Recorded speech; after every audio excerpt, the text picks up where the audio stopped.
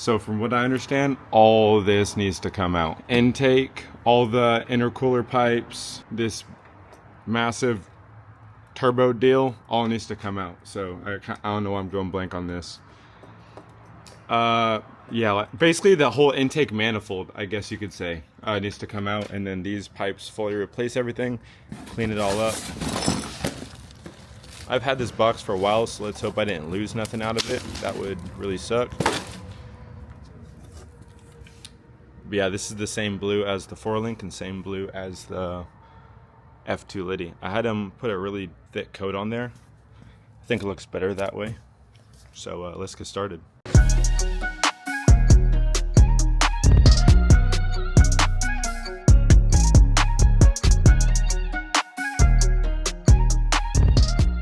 So when trying to get this intake manifold off, this plastic piece, and getting these bolts that are pretty tough to get back here, be sure just to disconnect this. I completely forgot to do it this time. When I did my EGR delete, I made sure to get this out of the way because I saw a whole bunch of people on YouTube break this off, and now I'm one of those people.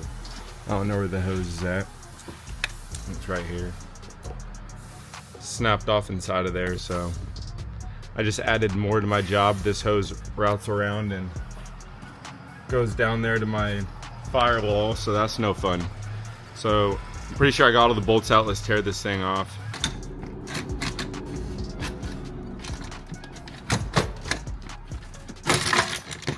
Finally.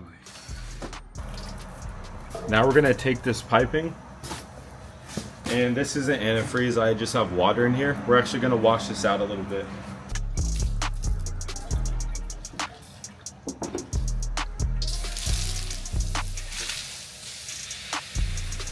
Alright, now that we cleaned out the intercooler pipes and we have all the clamps together, kind of a mess, all this packaging, but we have all the clamps together. I actually have to figure out what this bracket's for and all that, and this bracket, these brackets. I guess we'll find out as we go, but let's put it on time lapse and let's get started and knock this out, because this is starting to get a little too late in my day. But this is my daily, so it has to get done.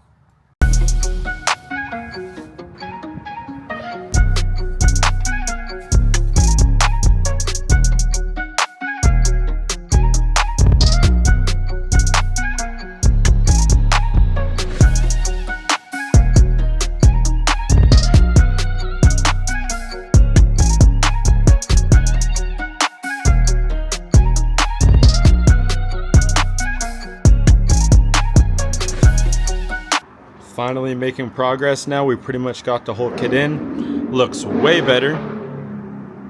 The Mustang's slow. You'd whoop it with this. Yup. Yeah. We'll whoop them with that thing. Anyways, so I broke the heater core hose, so watch it whenever you guys are doing this. Super fragile part, happens all the time.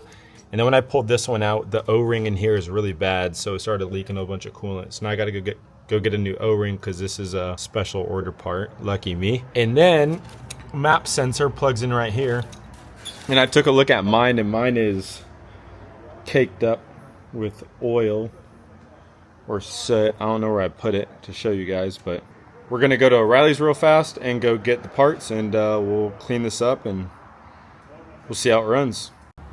Definitely turning into a long day. This is the O-ring I was talking about. This looks pretty eaten up to me. So we got ourselves an O-ring kit. This should do the deal. Just picked it up from O'Reilly's. I got the heater hose already in. This piece is the piece that broke off while I was tearing everything apart. So watch yourself there. And so hopefully we'll be, and I got the new map sensor in. So let's finish up this project and fire it up. Finally finished after a long hot day. Only broke a heater core hose, so that wasn't too bad as far as damages. The blue pops in this engine bay. Let's start it up. Let's see how it sounds.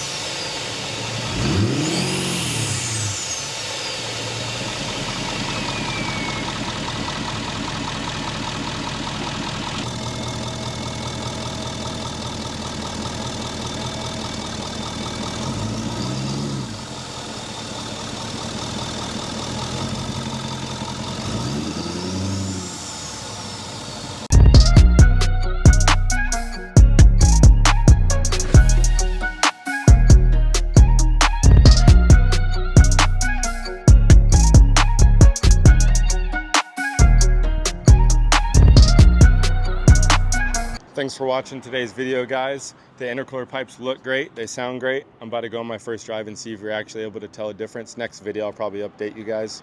Not all videos are going to be pretty slow like this. We have some pretty exciting cinematic stuff with your guys' vehicles and some events coming up. Gotta love finding the 10 mil. The 4-link kit that we just put on just the other day looks great and rides great too if you guys want to check out that video. But until next time, thanks for the support. Catch you guys in the next video.